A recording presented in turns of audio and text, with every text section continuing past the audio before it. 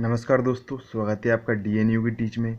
दोस्तों आज मैं आपको फिजिक्स के इम्पोर्टेंट क्वेश्चंस बताने जा रहा हूँ। ठीक है, तो दोस्तों मैं आपको क्लास 12 इम्पोर्टेंट क्वेश्चंस फिजिक्स, तो मैं आपको 5 नंबर वाले जो क्वेश्चंस हैं वही बताने जा रहा हूँ।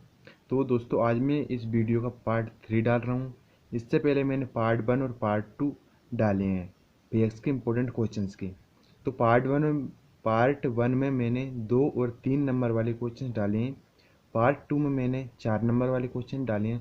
तो आपने अभी तक वह नहीं देखे हैं तो वीडियो को डिस्क्रिप्शन में लिंक मिल जाएगी, आप वहाँ से देख सकते हैं। ठीक है, तो आपका पहला क्वेश्चन है फर्स्ट, विद्युत द्विध्रुव से क्या तात्पर्य है? किसी विद्युत द्विध्रुव के कारण अक्षीय स्थिति और निरक्षीय स्थिति में किसी बिंदु पर विद्युत क्षेत्र की तीव्रता का व्यंजक प्राप्त कीजिए। तो दोस्तों आपके यहाँ पर 2 क्वेश्चंस हो जाते हैं। एक हो जाता है अक्षीय स्थिति के लिए और एक हो जाता है निरक्षीय स्थिति के लिए। ठीक है, ये दोनों ही इम्पोर्टेंट क्वेश्चंस हैं। तो मेरी आपसे छोटी सी रिक्वेस्ट है कि आपने अभी तक इस चैनल को सब्सक्राइब नहीं किया और सब्सक्राइब कर लें और नोटिफिकेशन बेल को ऑल प्रेस कर लें, जिससे आपको आने वाली सभी वीडियो की नोटिफिकेशन मिल सके। तो हम सेकेंड क्वेश्चन देखते हैं। तो सेकेंड क्वेश्चन से, संधारित्र किसे कहते हैं? ये कितने प्रकार के होते हैं? किसी एक के लिए व्यंजक ज्ञात कीजिए। तो ये आपका सेकंड क्वेश्चन से है कि संधारित्र किसे कहते हैं, तो इसकी डेफिनेशन लिखना है। फिर ये कितने प्रकार के होते हैं, तो आपको वे सभी लिखना है। फिर किसी एक का व्यंजक ज्ञात करना है। ठीक है, अब नेक्स्ट क्वेश्चन से क्वेश्चन नंबर 3, समांतर पट्ट संधारित्र, गोलाकार संधारित्र और बेलनाकार संधारित्र की धारिता का व्यंजक ज्ञात कीजिए और धारिता बढ़ाने की शर्तें बताइए। ठीक है, तो यहाँ पर आपको 3 क्वेश्चंस हो जाते हैं।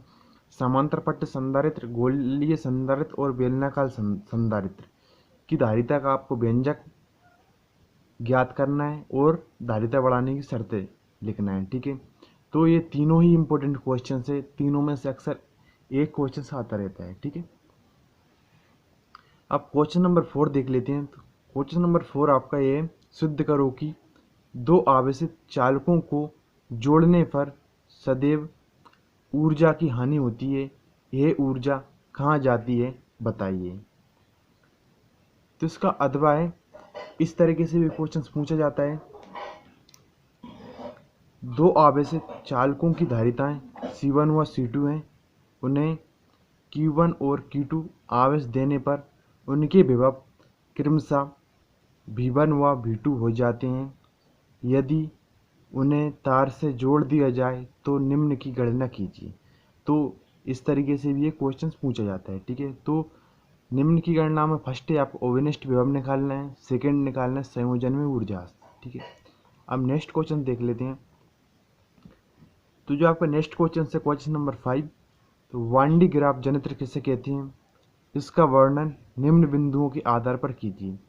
तो फर्स्ट बिंदु है सिद्धांत निकालना है, सेकंड है नामांकित चित्र, थर्ड रचना कार्यविधि। तो इस और पांचों उपयोग। तो वांडी ग्राफ जनित्र की ये 5 बिंदुओं पर आपको याद करना है। ठीक है, अब नेक्स्ट क्वेश्चन है आपका क्वेश्चन नंबर 6, दृष्टिकरण क्या है?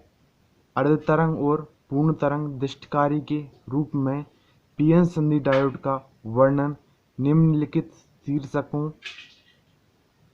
शीर्षकों के कारण कीजिए। शीर्षकों के आधार पर कीजिए, ऐसा भी लिख सकते हैं। ठीक है, तो अब यहाँ पर जो ऑप्शन है वे आपके परिपथ का नामांकित चित्र, रेखा चित्र या चित्र। ठीक है, तो निवेशी विभव तथा निर्गत विभव के साथ परिवर्तन आलेख। तो ये दृष्टिकरण के 2 बिंदुओं के आधार पर करना है। तो दोस्तों आप यहाँ पर 2 क्वेश्चन हैं। तो एग्जाम में पूछा जाएगा तो एक पूछा जाएगा। ठीक है, तो अर्ध तरंग दृष्टिकारी के रूप में निकालना है आपको और पूर्ण तरंग दृष्टिकारी के रूप में, ये दोनों याद करना है। ये दोनों इंपॉर्टेंट क्वेश्चन है। ठीक है, आपने अभी तक हमारे चैनल डीएनयू टीच को सब्सक्राइब नहीं किया, सब्सक्राइब कर दो, पास में बेल आइकन उसको प्रेस कर लें, जिससे आपको आने वाली सभी वीडियो की नोटिफिकेशन मिल सके। अब आपका नेक्स्ट क्वेश्चन है क्वेश्चन नंबर 7, एक दंड चुंबक के सापेक्ष निरक्षीय स्थिति और आप यहाँ पर देख सकते हैं अक्षीय, तो ये निरक्षीय स्थिति और अक्षीय स्थिति दोनों के लिए तो एग्जाम में यहाँ से ये क्वेश्चन पूछा जाएगा, या अक्षीय स्थिति के लिए पूछा जाएगा या निरक्षीय स्थिति के लिए, मगर आपको ये दोनों याद करना है, ठीक है। स्थिति में चुंबकीय क्षेत्र की तीव्रता के लिए व्यंजक ज्ञात कीजिए, तो ये क्वेश्चन इस तरीके से ही बन सकता है।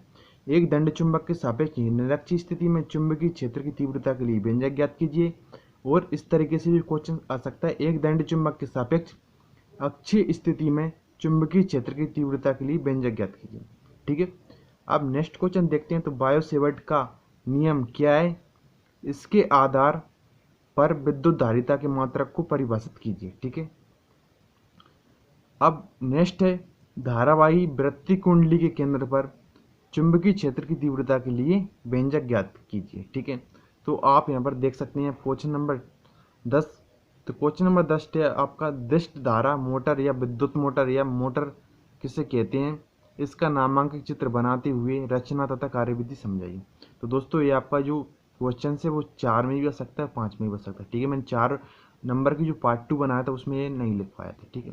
तो ये आपका 5 में भी पूछ सकते हैं, 4 में नंबर में भी पूछ सकते हैं। अब क्वेश्चन नंबर हम 11 देख लेते हैं। क्वेश्चन नंबर 11, तो ट्रांसफार्मर में ऊर्जा किन किन कारणों से होता है और कारण और निवारण बताइए। तो आपका जो क्वेश्चन है ये भी 4 नंबर में नहीं लिख पाया था मैं, ठीक है। तो आप ये भी अच्छी तरीके से याद कर लें, बहुत इंपॉर्टेंट क्वेश्चन है, ठीक है। तो आपको 4 या 5 में पूछ सकता है। अब आप यहाँ पर देखते हैं क्वेश्चन नंबर 12। तो क्वेश्चन नंबर 12, टेलीविजन के प्रसारण हेतु एंटीना की ऊंचाई ज्ञात कीजिए। तो ये इंपॉर्टेंट क्वेश्चन है, ठीक है। ये भी 4 नंबर का बहुत इंपॉर्टेंट क्वेश्चन है, ठीक है। मैं नहीं लिख पाया था पार्ट 2 में। इसका अथवा इस तरीके से भी क्वेश्चन पूछा जाता है, टीवी टावर की ऊंचाई, प्रसारण और दूरी में संबंध ज्ञात कीजिए। तो दोस्तों ये थे आपके इंपॉर्टेंट क्वेश्चंस। तो जितने आपके परिपथ वाले क्वेश्चंस हैं और आपके गेट वाले क्वेश्चंस हैं उनमें से मैंने आपको एक भी क्वेश्चंस नहीं बताया है, ठीक है। तो जितने भी आपके जो गेट वाले और परिपथ वाले क्वेश्चंस हैं आप उनमें से आपके हिसाब से क्वेश्चंस कर लें। तो आपके परिपथ वाले क्वेश्चंस उनमें से आपको इम्पोर्टेंट है एनसीआर परिपथ, आरसी परिपथ, आरएल परिपथ, और आपके गेट वाले क्वेश्चंस आप आपके हिसाब से कर लें, ठीक है। तो मैंने आपको इनमें से कोई क्वेश्चंस नहीं बताया, तो ये भी 5 नंबर वाले क्वेश्चंस हैं। तो दोस्तों अगर आपको वीडियो हेल्पफुल लगी तो इस वीडियो को लाइक करें, शेयर करें, कमेंट करके अवश्य बताएं कि आपको वीडियो कैसी लगी। तो मिलते हैं नेक्स्ट वीडियो में नए टॉपिक के साथ। Thank you.